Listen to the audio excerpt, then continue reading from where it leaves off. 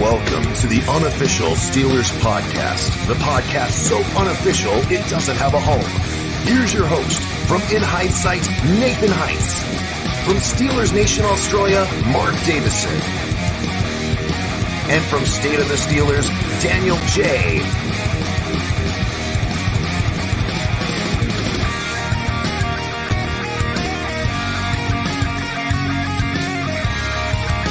Here we go. Ladies and gentlemen, we are back for episode 17 of In Hindsight. I know I said it for 6:05, so forgive me, guys, on the few-minute delay there. So I appreciate you all kind of waiting in the chat room. I was kind of reading your chats too as I was kind of getting everything set up. So. But good to be back. Good to have you guys back. Daniel, Mark, back in the studio. Daniel, Mark, how we feeling tonight, fellas? How we feeling tonight?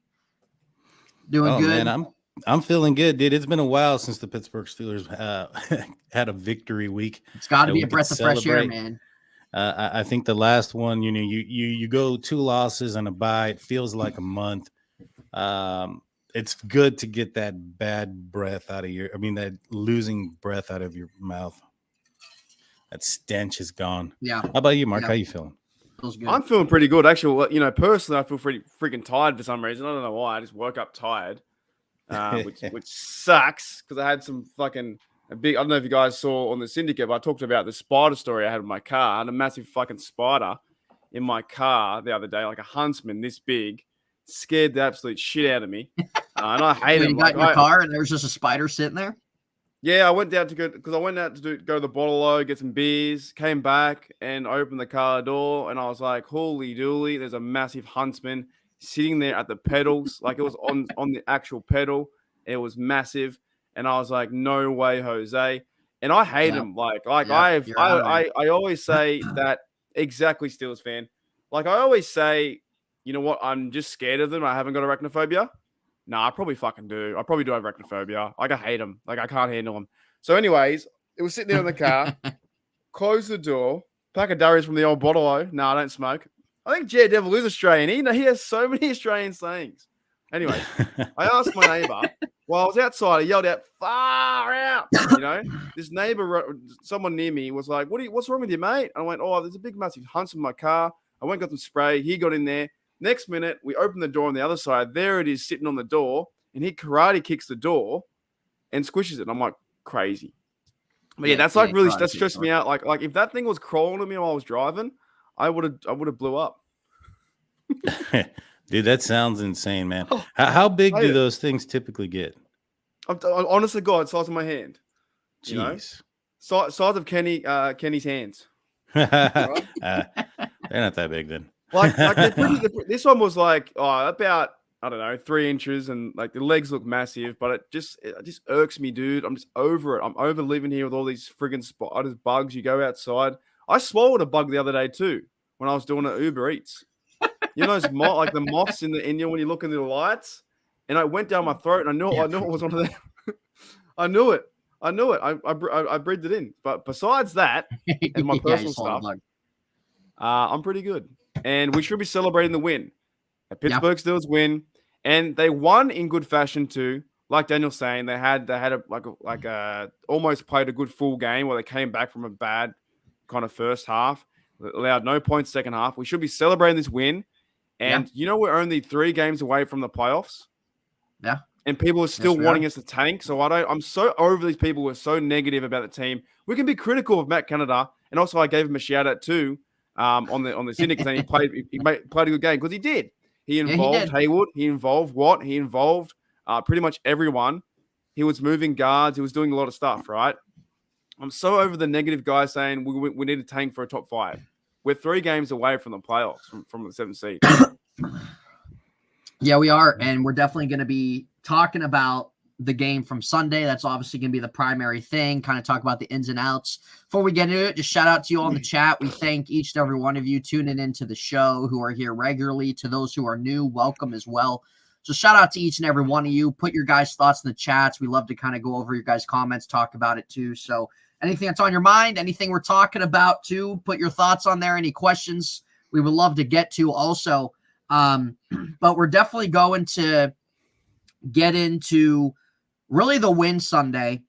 And this was a game that I think a lot of people thought the Steelers would win, but it was a game too that I think a lot of us thought was going to be close. There wasn't going to be anything out of the ordinary or crazy with the game. For myself, I was expecting better defense, especially with the return of TJ Watt, and his presence was known, and we can start there. TJ Watt, you already knew his presence was there. Now, TJ Watt wasn't sacking the quarterback all over the place, but he was making some big tackles in the backfield, and Alvin Kamara, which I thought was really important. And just his presence, man, and him being there really opens up different aspects of the defense for other guys to get involved. Alex Highsmith had a couple sacks. There was a couple turnovers there, and that pressure was there. There was more pressure that we saw this game than what we've been seeing really since TJ Watt's been out. And we know a lot of it has to do with him, but really the guy's so good. It just opens up so many more opportunities. So we saw some turnovers on Andy Dalton that were primarily in the fourth quarter, some big turnovers too, at a point where the Steelers didn't really, they only had a 3-point lead at one point, and then they scored and got another interception after that. So let's start with TJ Watt. Whoever wants to start here, did you guys feel his presence was there? Did you guys see a difference defensively from what we've seen since he's been out? Mark, go ahead. Andy Dalton felt his presence. Yeah, he did. Yeah, he did. Like, look at it, right? He's I was talking to Itz Yinsberg, Tyler from Itz Yinsberg, who does the highlights, did a podcast with him the other day, and he pretty much said, like, you know, we talk about the Steelers having $100 million defense and most paid defense in the league, but you have the best defensive player in the league right now is TJ Watt. And when he's out, it's back to square one. When he's in, it's fantastic, and you are a top 5 defense. So it allows Highsmith to go out there and play. And definitely, like from the get-go, he had 2 tackles for a loss or nil gain, and that set the whole standard for the rest of the day. You know, the defense didn't allow any points in the second half. And they played TJ Watt sparingly to a certain degree as well. Didn't play him all the time in there. But I think with his defense now, this helps everyone out, helps the secondary out. They got 2 picks because of it as well. Even just his pressure off the edge. Right. So them saying, like, you know, without him, you know, a lot of fans, and I agree to a certain degree, why can't we win without him? It kind of sucks. But you see what with his presence in the team, how good he is. And it's very similar to what Troy was playing too back in the day, or when Debo Harrison wasn't out there, right? He's a wrecking force. He's the best player in the league. People can say it's Myles Garrett, but it's not. It's TJ Watt off the edge, mate. Oh, you've got him there. And I'm telling you, this makes this game so winnable against the Bengals. Joe Burrow will be shaking in his boots. TJ Watt does not like Joe Burrow at all. Yeah. Oh, no, and that's one thing to look out too, man, is it just seems like that he's a magnet to Joe Burrow, man. Burrow and Watt are just magnets, and Burrow can't avoid it.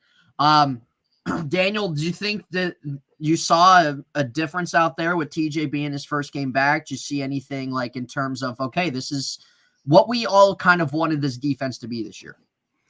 I think so. I mean, and it wasn't even the impact that he's normally used to making. The impact that he made on the field, in my opinion, dealt more with the impact with the surrounding players with him on the defense. You look at him statistically, he didn't have his best game, you know, statistically, as far as the sacks, the tackles for loss, and things of that nature. But the players around him were elevated because attention had to be drawn to him.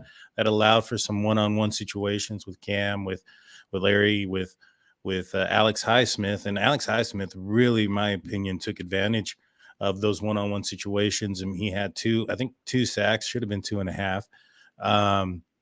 You know, he had the sack fumble. I think that, you know, you can tell in that aspect that they were doing better. And then and like I've said it before, you know, going into this season, I said that when it came to potentially some of these, you know, the big question mark being the secondary and the defense as far as the cornerback situation goes, because Joe Hayden was gone. I said one of, you know, the secondary's biggest friend is going to be a pass rush. And you were able to see DeMonte Casey come up with a pick. Levi Wallace, you know, for the first time this entire season, he looked like he belonged on this defense. You know, that those were, situations that without TJ Watt and allowing the pressure, forcing those quarterbacks to make faster decisions and, under pressure and duress type of situational throws usually come inaccurate or come with some not the best decision making. And that allowed for some turnovers. And so I think it all starts with the difference maker on your team. It starts with the guy that's going to be applying the most pressure, and that's TJ Watt. And I think his effect is only going to get bigger as long, as he gets healthier, as he gets back into game shape and starts pulling off some of those stats and getting those sacks himself. Yeah, absolutely. You could just already tell, man. And playmaking was there that hasn't been there. Pass rush was generated that hasn't been there. Turnovers were there that have not been there. And so, speaking on defense, a guy that a couple people have put in the chat already, DeMonte Kazi, however you pronounce his last name, he led the league in interceptions. I believe it was when he was with Dallas a couple years ago. I think it was that year because he was with Atlanta and then he went to Dallas and then he signed here. So I think he led the league in interceptions when he was with Dallas. But with him in there, we know this was his first game of the season coming off of IR with the injury from preseason. And we weren't really quite sure how much we were going to see of him or we're going to see some Trey Norwood. But Kazi started and he played pretty much most of the time back there. He was there. He had an interception, but it's like he was in the right spots a lot of times, right place, right time. We know he has that ball hawk type of play style. Did you guys, were you guys surprised of Kazi being implemented as quick as they did? Did you guys think that even when Minkah comes back, they're still going to use him in a good way where his playmaking ability is still on the field? Kazi had either one you want to start, Daniel? You want to go ahead, or Mark? Sorry. Kazi had in 2018 he had 7 interceptions with the Falcons, right? And he's had 12 in his career, and a few pass deflection stuff like that. He's a pretty good guy like that. No, I wasn't too surprised at all. I was really excited at the start of the year until he went down. But like Daniel said, it was with the force of TJ Watt up the front, it can change anything. So wait until Minkah gets back as well. They can run that 3 safety look. But we already saw that too with Edmonds coming down the box as well. This team is super fired up now because they know they have their leader in TJ Watt, right? But Kazi is just like, he's that guy. You got him on a 1-year deal. I'd sign him again somehow, some way. I don't know what you give him, 2-year deal or something like that, but I'd sign him some way because he felt in for Minkah and did a great job. Like that interception was awesome. I wish he kept his feet. He could have started running, but he ran straight into the dude, but you got to go for the ball first. But overall, I think he played great. And we've been waiting for that for 10 weeks. Yeah. No, you're absolutely we've right. definitely needed it. And Minkah's made plays too back there, and he's really been able to do what he's been able to do. Daniel, what about you? Your thoughts on Kazi's first game? Yeah, I thought it was going to be I thought given the fact that TJ Watt was going to be coming back, that Andy Dalton was going to give this secondary some opportunities to make some turnovers. And I wasn't too surprised. KZ is an opportunistic type of safety. He's also a hard-hitting safety, and that, there was that one hit on the down the line there that he ended up getting a penalty. I think it was on Olave. Welcome to the NFL rookie type of hit. Yeah, and he reminded me a lot of Ryan Clark. And, if you can have that Ryan Clark to Troy Polamalu that we've been kind of, looking for, with Minkah back there and then Terrell Edmonds also being a physical, larger safety that's able to get into the box, like Mark said, I'm excited about what this defense can do. The one person, especially once Miles Jack comes back healthy, that I think is probably going to be the, losing some time on the field is going to be Robert Spillane. And I don't think that's a bad thing for him to lose time on the field, especially when it comes to third down and obvious passing situations. Him getting him out of there and putting in, Terrell Edmonds in those situations, in my opinion, benefits this defense, and it covers up a liability. And not just that, it also, when Spillane is in there, because of his deficiencies in the coverage, the defense has to play a certain way to protect those deficiencies, and they're not going to have to do that anymore. And so they'll be able to play a little bit more faster, a little bit more freer. And I expect the turnovers to continue to increase, especially with the interceptions. Yeah. And like what you said too, yes, with TJ being back, you're going to have that pass rush, but man, just what you're going to be able to get from other guys just simply because of his presence is just such a great thing. I still don't really quite understand why why they like him in coverage the amount they do. I don't get it. Now, Spillane, I got to give him credit. I've never really been a big fan of his. I really haven't. He can hit hard. And I think a lot of it too probably has just because these last few years he's been on a team, how much often they utilize him in like passing situations, and he's always getting burned. But you got to give him credit, man. That was a big 4th and 1 stop that he was involved in, that the Saints had when they went for it. It was huge. Yeah, it was. So you got to give him a lot of credit that he got himself in there and made that play. Another thing too that we saw on Sunday was we finally saw a productive running game. And we finally saw both. Yep. We finally saw both guys implemented together. We saw, I believe Najee Harris had slightly over 60% of snaps and Jaylen Warren had 48%. And that's fine. That's fine. That's what all of us were saying last year, that the amount of workload they gave Najee Harris last year, no team wants to give a running back, and they need another guy. Jaylen Warren has stepped up as that guy. He's a little bit of a different change of pace. He offers a little different look when he's in there. But it was a breath of fresh air to see that, yes, we know what Jaylen Warren's kind of been doing. He's really just kind of been hitting and going. And with Najee, we know a lot of us have had that frustration this year in terms of how he's been running. It seems like he's been changing his running style. We don't know why. This game on Sunday is the Najee Harris that we saw at Alabama. It was the Najee Harris that we saw a lot of last year. And look what happened. I didn't see one time where he danced around, where he stopped, where he stuttered. He hit every hole that was there. He averaged 5 yards a carry. He had 21 carries for almost 100 yards. And that's fantastic. That is, they had over 200 total rushing yards from both guys combined. And that's what you want. That, sure, yes, Najee Harris can still be your kind of lead guy, but you still implement Jaylen Warren and still get him a handful of touches as well. We know that he's kind of been down there on 3rd downs. He had one where he caught a pass out of the backfield, ran for a 1st down, where it was kind of looking like it was already 3rd down. It might have been stopped, and he kept on going, got a 1st down. So you got to give a lot of credit there. So for what we saw with their rushing attack, guys, this is obviously something that they need to build off of, that they need to continue to implement. And we saw how much better that helped the offense, where Kenny Pickett's not throwing 40-plus times a game, where you're able to have that productivity and not just stalling every time you're running the ball and now you're having a pass. So do you guys feel, and we'll start with Daniel, do you guys feel that this is something that they can build off of? Were you surprised or pleased with kind of what we saw from Najee, which I'm sure you will, but you think this can really be a step in the right direction of Najee Harris getting back to the runner that he was?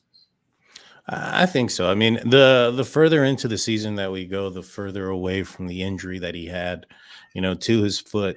Also, the more comfortable he becomes, and the chemistry is built between himself and the offensive line. One thing that everybody needs to realize is that Mason Cole's been dealing with an ankle injury, and Dotson's been dealing with a hip injury. But injuries aside, this is an offensive line that is still relatively new to each other. Yeah. You look at the 2 interior guys are here from free agency. We have a couple of 2nd-year players out there, or Dan Moore is a 2nd-year player out there. Dotson, he's been in and out of the lineup. He hasn't, really played a full season. He was, I think it's his 3rd year, somewhere around there. And, last year he was, compromised with injury. The year before that, he was, on the bench. And so, these guys are new to being starters and new to being to each other. And the more that they play and the more that they gel, the better this offensive line is going to get, both not just in the running, but it's also in the passing game. It's a young offense. It was refreshing to see Najee get out there and do what he did. I like to see him get faster still. It didn't look good when he's running down the field and Kenny Pickett 20 yards behind him catches him. You know, he was running fast though, man. Kenny went out the jets. Yeah, he was. Yeah, Kenny does have some jets, but you know, I would like to see Najee at least maintain that distance. You know what I'm saying? Run at the same speed, not get caught up like that. But you know, those things will come. I think that, like I mentioned before, you know, he's got to lose a little bit of weight to get some of that burst, but you know, no dancing, running straight ahead, running forward is exactly what we've been wanting to see. This is what we've been harping out of him. And, you know, using that size and physicality for his advantage. And I think that paid dividend. You know, that big run came off of a broken tackle. And so, you know, he was being physical. Had he tried to dance or jump over him, I think that probably would have been like, what are you doing type of situation. Right. Now, Jaylen Warren, I think he's doing a fantastic job as well. You look at the situation that they had, or you look at the stats, I'm sorry, he had more receptions and more targets in through the air than Najee. And I think he's really making that his niche, that third down out of the backfield type of guy. And, you know, he's able to get yards, rush very well. I liked his hurdle. Did y'all see his hurdle on that 21-yard scamper that he had? Fourth quarter. Yeah, that one was so. In my opinion, when you look at the two different types of hurdling that Najee does and Jaylen Warren looked like it was just while he was running, he just lifted up his legs. It didn't look like he lost any stride. Didn't look like he lost any speed. He just kept trucking through there. Najee jumped straight up, and it's like, you're gonna get hurt, bro. Somebody's gonna knock you down because he stays in the air for quite a bit. And so, I like what Jaylen Warren's doing. I think this is going to be a fantastic 1-2 punch. I think that as long as they both stay healthy and they utilize these guys in this direction, I think this could be a good formula for success in the running game. And that's going to open up some passing lanes for Kenny Pickett as well. And so I'm all for it. I think Najee, he's getting better and he's getting back to his old self. I think somebody told him, he stopped dancing and start going forward. Yeah. Hey, be yourself, man. And it was. I loved seeing what we saw from him. Mark, what about you, man? Well, I just want to see what Daredevil says here. DJ picked up that dancing when Najee left off. That was one of the most the Najee play was bad. I've never seen someone dance backwards and tackle themselves for a loss when they had a first down. That was almost like he did it on purpose. You know, he went like, well, here's the guy. Oh no, I better get tackled. I don't know. I was like, what just happened? Then they had to convert the Derek Watt to get him into the rushing game too. Actually, they used Derek Watt twice in the rushing game to run the football, and once on 4th and 1, and he got the first down. I like what I see with Najee Harris, of course. I like what I see with Warren, and for sure they got to split the carries to a certain degree, 60-40, because you have to give the ball to Warren. I just looked at his stats then. His total stats for the year so far, receiving out the backfield, he caught it 15 times out of 17, 8.5 yards average, 130 yards. The guy can ball from the backfield. He definitely can. So why not use him that way? And that's why I was proud. It was a proud dad moment for Canada that he actually did stuff that we've been talking about for ages, for a long time. Use Warren, use Connor Hayward. Also, he got the ball twice too out of the backfield, right? Or, you know, in that tight end set, which was great to see. And they're getting the ball to even Pickens had a run for 22 yards. It was actually fun to watch. The offense was still frustrating in certain times where Kenny would hang on way too long. You'd check his watch and then get sacked. You know, or the O-line would allow him to come in and then get sacked for six times. It wasn't the best of overall things, but overall we could have had 26 points because Matthew Wright missed some field goals. Yeah. I like what Najee was doing. I like what Warren's doing too. I actually went back yesterday and looked up Warren in his combine. I can't remember the stats, but the way he practiced at the combine is the exact same way he plays. Out the backfield in those wheel routes, he's just a running back in motion when he gets that football.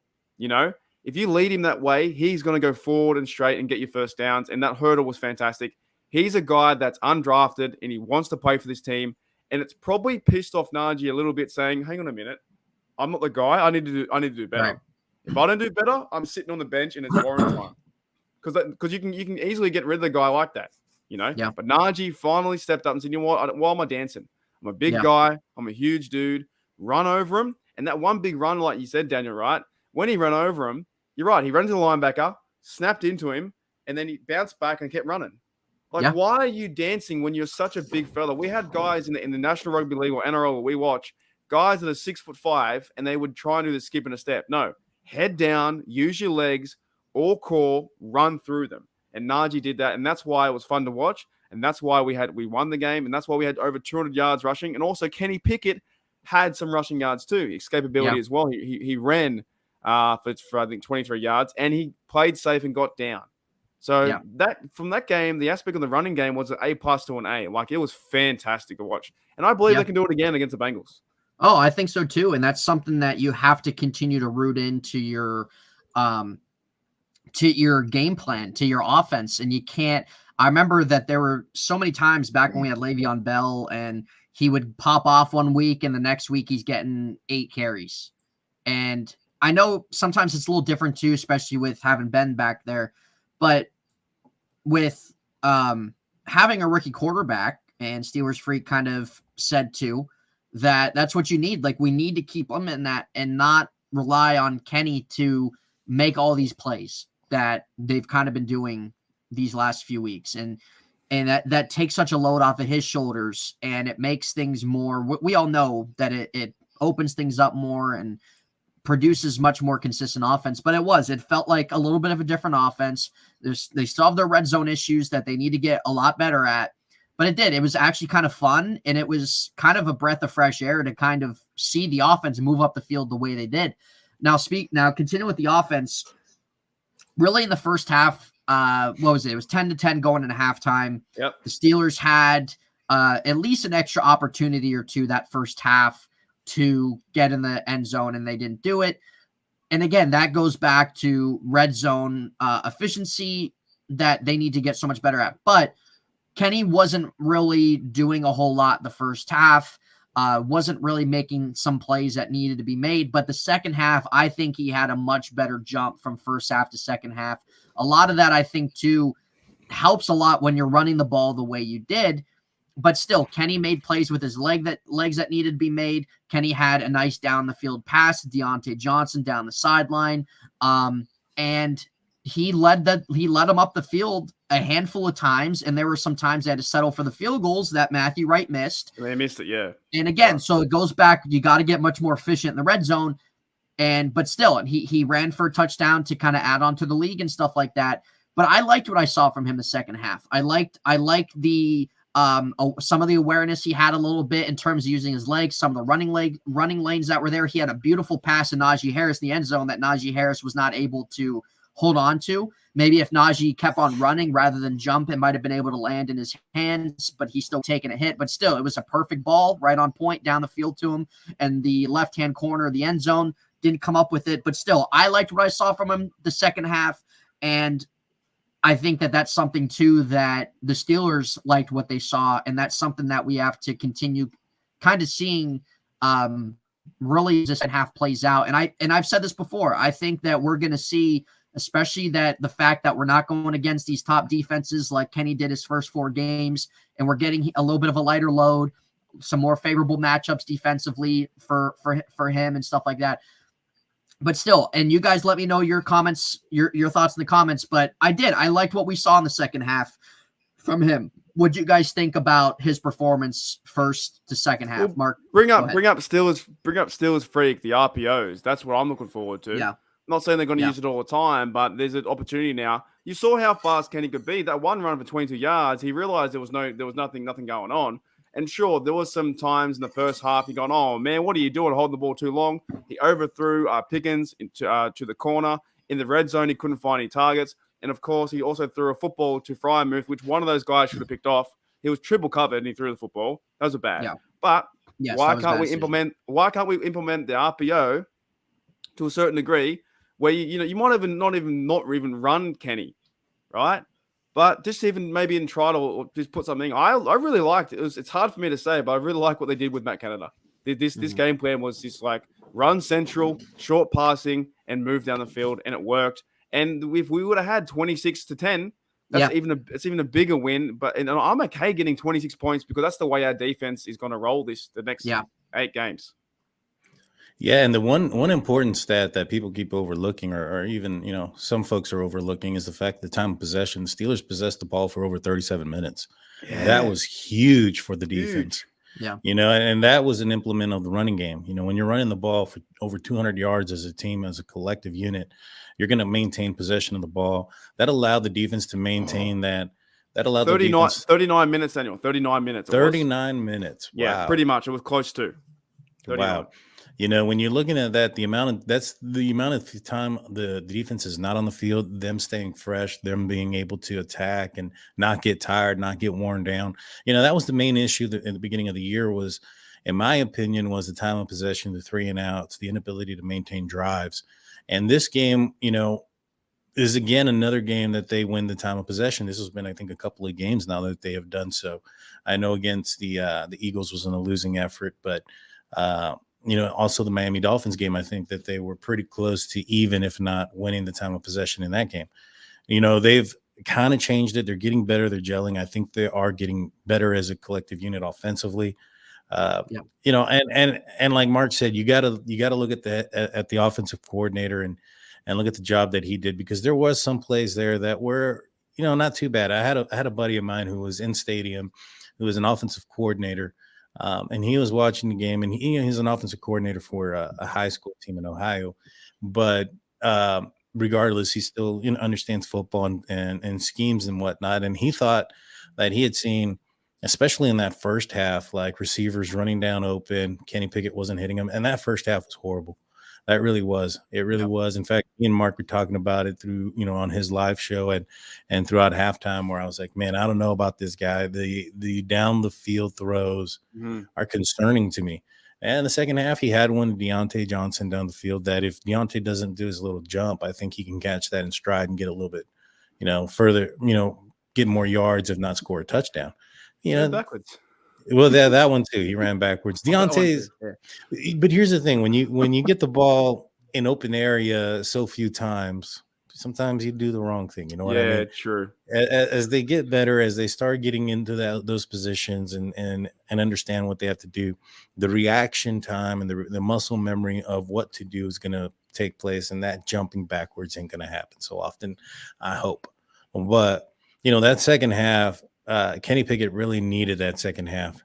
A lot of people were starting to doubt him, starting to doubt his abilities, especially throwing the ball down the field.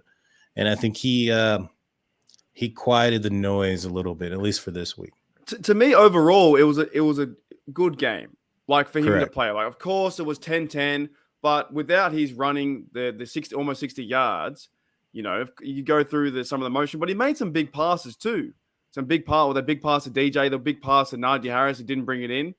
Some of these things, you can't really call him a bust at the moment. But to me, like, this is what the season is going to be like for the next 8 games. It's relying on our defense the exact same way they played, is shutting down teams to 10 points or below 20, and hopefully we can score 21. That's what I think is going to happen. If we can do this, like run the game all the time, like we can run Najee, run Warren, and if Kenny can sneak away, they've got to find a player now to QB spy or spy on Kenny Pickett, because he can run away, right? In those design runs. So that might be happening in the future. And he's getting more comfortable too. Because I reckon if I was Kenny, I wouldn't be happy with that first half either. He came out and he stood up and said, you know what, let's go down and win.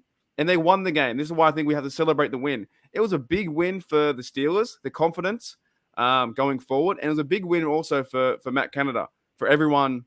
Yeah. Steelers Freaks is always tired of the press. He probably was. But what I liked about it the most, and I'm not saying that they should hire him for the next 10 years, but what I liked about Canada the most was he got players involved. It's so many different players involved on the offense, Gentry's out there. They did target him a few times on passes, but he's out there blocking. Connor Hayward's out there. They had all these guys moving in pieces. And Steven Sims had a few goes, but, the reverse didn't work for him, but it worked for George Pickens, And the common denominator is, no Claypool means we win. Yeah. I mean, and also, you look at what they were able to do offensively. You're absolutely right. Without Claypool, they were able to spread the ball out, and without having to spread the ball out and forcibly give Claypool a couple of passes or whatnot, the addition by subtraction, so to speak. But when it came to Kenny Pickett, he really needed that second half, because up until that point, there wasn't any progression. It's been either stagnant or regression every single game. It was starting to look worse and worse and worse. And he needed a game where he showed progress, where he showed movement forward. And I think we got that in this game. Like you said, I understand that he's a rookie quarterback and there's going to be some growing pains, but there has to be some growth and development. Yeah. And up until this point, the growth and development was stagnant or going in the wrong direction. And so in this game, I felt that he really took a step forward and built in doing so, gave a lot of confidence back into the fans and into his performance and into his ability. Yeah. And he should feel really good about that. I think Mike Tomlin does too. Mike Tomlin said today that he's seen a lot of improvement in really all different areas with him. I'm sure he probably sees some of that in practice too that we don't see. But still, it should definitely make Kenny feel good having the half he did, getting the win and scoring really that last touchdown to kind of put the icing on the cake a little bit, because it was still a pretty close ball game up to that point. But yeah, absolutely. And that's something that these last 8 games or so, that's something that we need to see weekly. And it's not where it's, okay, we're here from the second half of the Saints game. Okay, so this is what we want to see. And this is a good thing. Build off of, okay, now we're expecting all the way up here. But it's like here, right here. That's what you want to see, at least for the rest of the year. You want to continue, like what you said, Daniel, those progressions and some of those throws you want to see. So it's definitely something that, like you said, he needed in the second half. And I think really a lot of us were obviously glad to see. You know what it was, Nathan, like just in a nutshell, when you really think about it, it was progress, improvement, and a good win. That's what we should be celebrating. It was like it was games that everybody wanted to see. The run game worked, the defense worked, TJ Watt's back, and the offense did something, right? And there are still people out there that are negative and not happy about it. It was progress, improvement, and a good win. We should be cheering that on. And of course, it's going to suck if they play terrible against the Bengals, but I'm pretty hyped against the Bengals because TJ Watt's there and the possibility of hopefully getting the run game back to normal again. And we can handle Joe Burrow, I think, without Jamar Chase. The corners are playing without Witherspoon. They're playing pretty good for me. Yeah. And one thing, speaking of the Bengals, speaking of the Steelers defense, a guy that might be back on Sunday is Minkah Fitzpatrick. Is that true? It has been said. We know that it was said on Sunday morning by Adam Schefter. He might miss 3 to 4 weeks or so. Mike Tomlin said the green light is on for him this Sunday. Yeah, he said that today, that the green light is on for him on Sunday as long as he's going. As long as he's going, as long as he's practicing. So did he have his appendix out or not? Or what was it? Just a different procedure? Apparently he was there. Well, I'm not sure which, the severity of the appendicitis that he had and the procedure, if there's different grades that go between, the types of surgery that you have. However, he was in building today, running laps, running around. He was apparently wanting to go and play on Sunday, but Tomlin, in his press conference said that he told him no. So he could be back for the Bengals. Yeah, there's a good chance. He says that he thinks there's a good chance. Wow. That's going to be so great, that didn't hit my. There might be a one of those, what is it, random drug test, PED test that happened after this game, though. Yeah. If he does play, we're going to be checking for that human growth hormone. This could be a very exciting game to have Kazi, Edmonds, Minkah, TJ, and Highsmith and Cameron Hayward. Miles Jack, too. He played sparingly. He played sparingly as well. He didn't play at all. Miles Jack didn't. I thought I saw him in there for one. Nope, he did not take one. He wasn't snap in there? Are you sure? Pretty sure. Ooh, okay. Robert Spillane took all of his snaps. Robert Spillane took 100% of the snaps on the defense. I thought I saw him in there because I thought he played, and then Mike Tomlin pulled him because they didn't need him to play. That's what I thought. No, he didn't. He didn't allow him to go in unless they needed him to. They had him available and dressed, but he didn't participate, from what I understand. All right. Anyways, but that's if he's coming back, great that's to fantastic. Yeah. So that would be great to have Minkah back against the Bengals. See how they implement Kazi in there.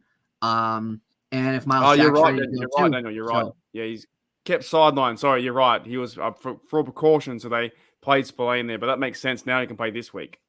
Yeah, I would have done the same. I would have done the same. same. They probably felt okay too going against the Saints, like being able to kind of sit them and stuff like that. Didn't want to push anything else. But yeah, definitely exciting against Cincinnati. It's still kind of too bad it's not a Sunday night game. I kind of understand why they flexed it. But still, 4:30 game. This actually the only 4:30 game they're having this year. So, but this is something that when you look at their upcoming schedule, you got Cincinnati at home, then you go to play the Colts on Monday night, and then you got Carolina and Atlanta coming up. Who the heck knows what happens? And it's definitely, I think, a great thing all around for the team, for Kenny, for really kind of getting things on track to where they want to go to with this stretch and stuff. And now, do you guys have a concern with Matthew Wright at all if he has to make an important kick or anything? Because that 48-yard field goal that went all the way over to the left side was god awful. What do you think?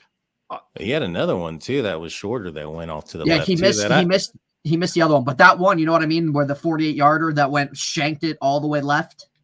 Yeah. No, he had two that shanked to the side, and one of them was at a closer distance. In fact, I thought that one was blocked, but after going back and watching it, neither one of them were. In fact, the one that was tipped or blocked was the one that he made. Yeah. Yeah, and so that one was pretty weird. Yeah, no, I'm super concerned about it. Maybe, like I said, I had a friend of mine that was in stadium who was watching, and I asked him before the game started. I said, "Hey, how's the new kicker looking?"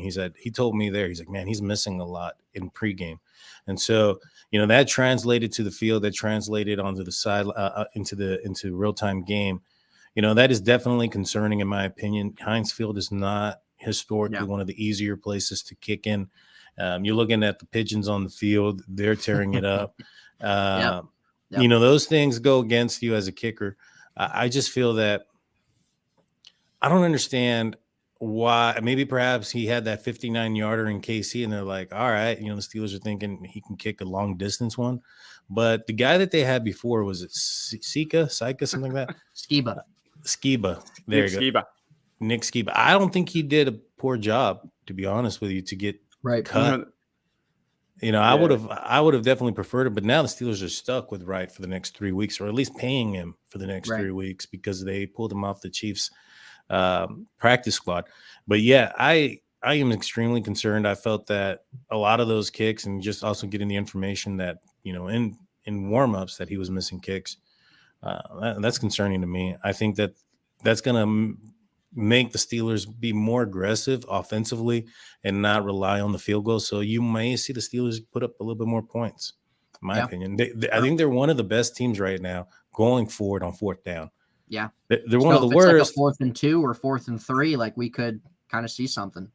Yeah, because I think they're like, I think they said it in game somewhere around like 9 out of 12 on fourth downs or something like that. I think they were number 2 in the league in fourth down percentage conversions. They're one of the last teams on third down conversions, but one of the better ones on fourth. Yeah. And so I wouldn't be surprised if something, we see a little bit more fourth down attempts at least. Yeah. How'd you know that's the exact same stat? That's 9 and 12. You're exactly right. Oh, geez. You've been looking at your notes. I actually did not. I remember them saying, "Oh, it is. That's right. For 11." Yeah, 9 for 12. So, but probably because they don't have that many chances doing it. I they should have went, for my opinion, that one kick that Matthew Wright tried, 45 yards out, up by 20. In my opinion, I think they should have went for it on 4th and 4 or whatever it was. But they didn't go for it, and they missed the kick. I'm not too concerned about it, because I think we have a good defense that can help us out in games. But if it comes down to the wire, if it's like Bengals versus us again in the field goal, then yeah, a little bit concerned. But I'm also might just been a bad game. It's, I'm not going to say, like, he's only missed, I look at his career, he's only missed 4 field goals in his career, now 6, right? So it could have been a bad game. The ball went really shonky, though. Like, he hacked it. Like, it went, boom, see you later. Not too worried. But overall, for the season, hopefully get Chris Boswell back and healthy. But he's had a lot of problems with his groin over his career.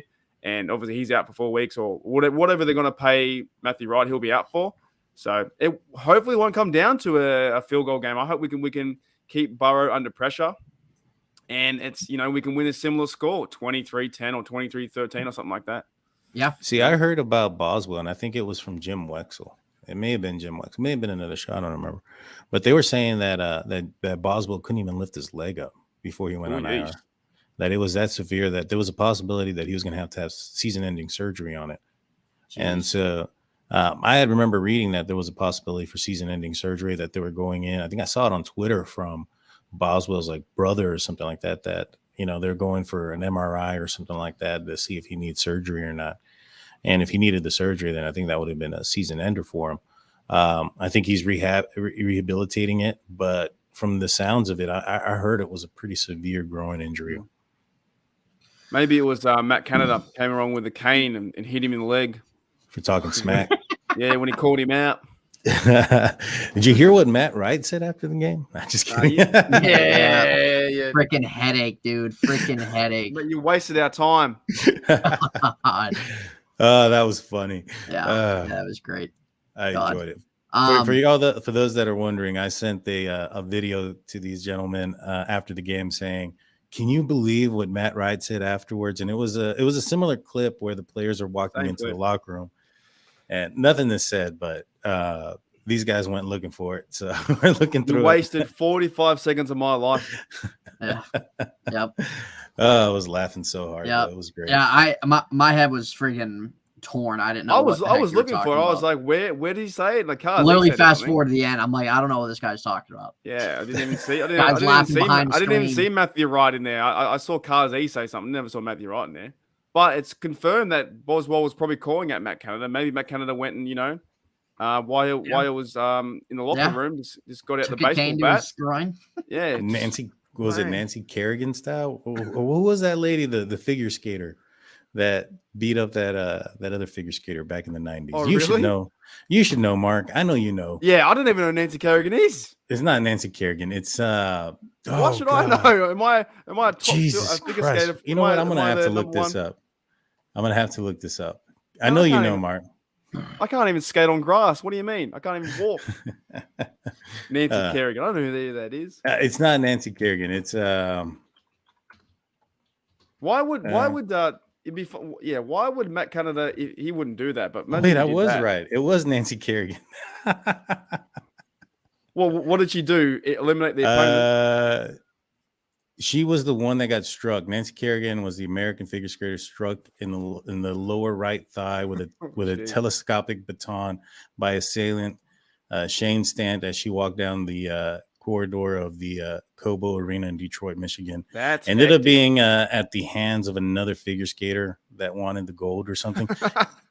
Is that how you won your pickleball gold? You attacked attack the knees. Go for the Tanya Harding. There you go. Yeah, Tanya Harding is the one who did the attack, but so she attacked the other skater to take her out of the competition. That's hectic. For figure skating, that's pretty crazy. Yep. That's insane. That is insane. Wow. But yeah, I think that's what happened with Matt Canada. Don't talk smack to Canada. Yeah. I think oh boy. As we're approaching 50 minutes here, let's take a few questions here in the chat. So anybody in the chat, if you guys have any questions you want to put out, could be about the Steelers or anything else, doesn't matter. Anything that pops up to mind that you kind of want to hear our thoughts on, or, we can kind of give feedback to you. Feel free to submit something, write something in the chat. Jared Devil says, thoughts about the cornerbacks you worked out today. Do you guys know about some of the names that who are they? Who put out? Who? Daniel, did you see? I am looking at it right now. They worked out former Arizona Cardinals cornerback Jace Whitaker. They also worked out Tim Harris and Chris Westry. Let's see. Westry is an experienced. I believe Westry AFC played North. for the Ravens. He was with the Ravens. Harris was a 6th-round selection in 2019 by the 49ers. And Whitaker he has 9 games of experience in his career with the Cardinals. 3 games this season before being waived. I think that it's probably just because of the fact that you have William Jackson III going on IR. Right. You have Witherspoon probably still dealing with a hamstring. So this is probably to get more bodies into practice and to put less workload on Cam Sutton, who's also had a hamstring issue. Levi Wallace, who's been plagued with a few injuries as well on his own. And so I think this is just a move to potentially get more bodies into practice. Yeah. I think that's really what it is too. And I remember one question that I think Mark asked last time was that what did we want to see from the offense this week coming out of the bye for us to kind of consider it a success or really a move forward in the right direction? If you guys remember that question, did you guys feel that this offense that we saw on Sunday kind of answers that it was a success? It was something that we've kind of been wanting to see, and we want to see that build off of it. You guys kind of, do you think, label it as that? You guys think it was a step where we need? Daniel said, 39 minutes holding the ball. That means you're doing something right. Yeah. You know, there were a lot of penalties, though. The Saints gave up 10 penalties. We had 11 drives, but holding the football was pretty good for us. And, yeah, this was improvement. The thing is, though, you got to back it up. You can't go backwards against the Bengals and let them go and score 38-3. You have to go there and play a tough game, physical game, play the same way or even better against the Bengals. And I think they will. I think the Bengals are their favorite in this game. But I'm not too confident in these Bengals coming in and running over us like they have in the past, because you've got TJ Watt back and those guys. And now the new, I guess, offense, if it plays this similar way, if Canada can build off this and get the players involved, like Warren, like Najee Harris, then we're going to see something very similar, kind of like a fun offense too. And if we can get Kenny Pickett can be more comfortable, their line can shore themselves up because they played pretty bad, right, in spots. And so Kenny played bad too in some spots. If he can find his guy, find Pickens to be his guy, find DJ to be his guy, or find Move to be his guy, man, look out. There is going to be TDs, not field goals. And it's going to come. I think even the offense said it's getting better. They knew in practice a few weeks ago, they said it's getting better. And I was laughing like, what, even Matt Canada said, oh, it's getting better. Don't worry. And we're like, are you serious? But they showed something. I still want to fire the guy with the straw hat. But you know what? If he plays this way, then the fire talk goes down, doesn't it? If you do your job, if you do your job, exactly, and do what they hired you to do, and it wasn't even the best. It's still not the best offensive in the league, but I believe I said last week, if it goes from 32 to 31, then I'll be happy, and that's probably an improvement on a lot of stats, right? They would have had 26, and 26 is a very winnable amount of points that you can play with, and it definitely was his best game, and it was definitely. From all the games he's called this year to Sunday's game, it was easily by far his best. What if it was Matt Canada yelling at Matthew Wright instead of, we didn't win because of you? Because that would have made more sense in the locker room, right? Because he missed 2 field goals. It wasn't because of you. And he's like, oh. Man, that'd be hard to be that. It'd be hard to be that kicker, wouldn't it? To be like to go and dab everyone up after a win. You're like, yo, dude, you lost. You missed 2 field goals. Like you tried. Yeah. No, I'm good. I'm good with it, man. I'm good with this team going forward. I think it's a much better result. We need to be happy in this victory, and I think the fellas, the bye helped them out. Time off, TJ back. It's time now, man. TJ hasn't got a sack yet. He's gonna have blood. I think the Bengals are wearing those white unis. They're going to be covered in green stains, pigeon poop, all of it. Pigeon poop. Just the Steelers breaking news. The Steelers just announced they're going to be wearing their color rush jerseys as well. No way! I was literally just going to ask that. Let's freaking go. Yeah, dude. I think so. They just put out. I was literally just about to ask you guys that. They're going to kill them. Yeah, they just posted it up on there. That's a Steelers win. If Minka's back with TJ Watt and Highsmith, they're going to kill him. Ogunjobi and Color Rush too at home. Over under mark. Over under. Let's say over under four sacks against Joe Burrow Sunday. Over has to be over. They're gonna play some hard football. I hope so. Yeah. Why isn't this game on Sunday Night Football? What have they done? The idiots. I know. I don't know. They spoke too soon. They moved it too soon. Chargers aren't the best team. It's the Chargers and Chiefs again. But they're not the best team either. No, they're not. The Bengals are freaking 5-4. I mean, they're not. Is that true? So they're gonna wear Color Rush jersey right now, like the I'm watching the video right now from Pittsburgh. They're showing the Color Rush jersey and they're saying it's back. Yep, Pittsburgh versus Bengals, Acrisure Stadium, 425 Color Rush game. There it is. It's official. Versus they're wearing their all white stuff. We got the all black. It's gonna be amazing. Yep. This is breaking news. In this game, Kenny has to be consistent, not throw the ball over. Kenny in that Color Rush jersey going off. That'd be freaking sick. Big game. Holy dooly. Yeah. So we'll be we'll be talking about the game on Saturday, I believe, on Mark's channel, Saturday. That will be on Mark's channel, Steelers Nation Australia. So if you guys want to give him a follow, guys, on his channel. Give a follow, as you see right next to Daniel's name, State of the Steelers. And if you guys have not subscribed to mine either, give that a sub and everything like that. Because it's kind of pretty much roundtable for those that might be new here, that might be new in the stream. Pretty much roundtable when we do this podcast every Tuesday, every Saturday, and we just go around pretty much on all of our channels. So that's why you want to give all of us follow, and we all put out good content. We're all knowledgeable Steeler fans. We all love to kind of put our thoughts, good insight out there. So we appreciate that. Mark and Daniel, anything else, any final thoughts you want to say after this show, kind of talking about the game Sunday, and obviously with the news we're wearing Color Rush, any thoughts you guys want to put out there about anything? Man, Let's fuck them up. Yeah. Hey, Mark said it best. Yeah, so I 100% knew if it was staying Sunday night, they would have wore those Color Rush jerseys. But since it moved to 4:30, I was how did you know? Did Art Rooney call you or what?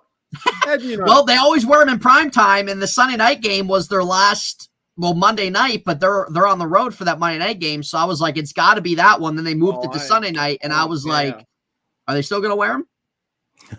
I'm so pumped now. They oh man, Color Rush versus their white shit unis. Oh, dude. Like you said, the bird shit's gonna be all over those white uniforms. Well, I'm saying, let me be honest, how much bird shit is on that field? Like the pigeons must eat, but they must poop a lot too. When they're getting tackled, right? It's not just grass and mud. There's a lot of poo in that grass. Man, I was in stadium for the first bird game. That the penguins or whatever you want to not penguins, the pigeons were at the stadium, and man, I'll tell you what, man, they started flying over people. Everybody was ducking their head because they didn't want to get shit on either. God. Oh, I do it here when I eat my lunch somewhere. I'm like, don't you do it, you know? Yeah, but the birds over there are the size of humans. So I've actually I've had a big pelican. You ever had a pelican shit on you? That's bad. No, I haven't. I had that when I was in high school. I saw it overhead, and I was like, bam, like a rocket coming down on you. Dang. Bad. Yeah. Well, they're 2-0. We'll see if the Pigeons return on Sunday or not. Are they gonna wear Color Rush? Are they gonna get their black unis? Penguins wear the color or the birds? Who are these penguins? The Penguins. It's the hockey team. It's just it's what's going on. It would the Pigeons. The Pigeons. You love to see that. Very creative. Oh man. Yeah. God, it's cold enough. It's cold. They have their own Twitter page now, the Pittsburgh Pigeons. I found out that the reason why they're there is there's like seeds on the grass for the grass to grow or something.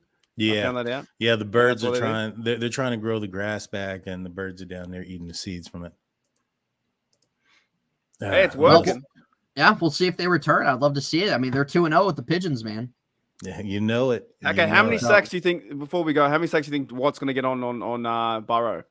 I'm going to say 3. Ooh, boy. Yeah, I like 3. I like 3.5, 3.5, maybe 2.5. But he's going to get him. I think Burrow. I like the over on 4 on him, man. And with Watt being back, that's just going to give guys more opportunity too. And the Bengals offensive line, you got to love they spent all these millions of dollars on these guys coming in, and they're just as bad, if not worse, than they were last year in pass protection. Oh, for sure. So I'm not quite sure where Mark went there, but Steeler Freak says 3. But yeah, so we're gonna end it there, guys. Can I wear this? This is my Color Rush. Is that all right? Am I allowed to wear this Color Rush? Well, that kind of looks like bird shit on a Steelers jersey, Mark. It already looked like something. I haven't worn this since he's gone, man. I think I've worn it once. Well, man. Brown. I don't want to risk it. I don't want to risk it. Don't risk it. I'll wear my Kunz jersey. That's much better. Yeah, the long snapper. You know it. But we're gonna end it there, guys. That's episode 17 of the Unofficial Steelers podcast. A big shout out, a big thank you to each and every one of you who tuned in, who commented in the chat. Like I said, subscribe to all our channels to kind of keep up with all things for this podcast. And like I said, we all put out content as well and put our own insight out there. So if you guys kind of like what we have to say and what our thoughts are, Give us a sub over there. We would love to have you a part of that. Even if you don't like what we say, just sub anyway. Yeah, just sub anyway. Just sub anyway. So, but you guys are always appreciated here. Yes, Jared, we will see you Saturday. We'll see you all Saturday again. That will be on Mark's channel, Steelers Nation Australia. We're not quite sure what time it will be announced and everything like that. So you guys just kind of want to stay tuned to all the channels on when those are up to date and what time the show is going to start. But again, big thanks to you guys. Guys, it was a great podcast, just kind of talking about the game and all different things coming out of it going into this week. So, but with that being said, Daniel, Mark, always a pleasure, guys. Awesome. And to all you in the chat, again, just thank you all very much. So we will see you all Saturday on Steelers Nation Australia for episode 18 of the Unofficial Steelers podcast. Take care, everybody. Have a great night and a great rest of your week. Go Steelers.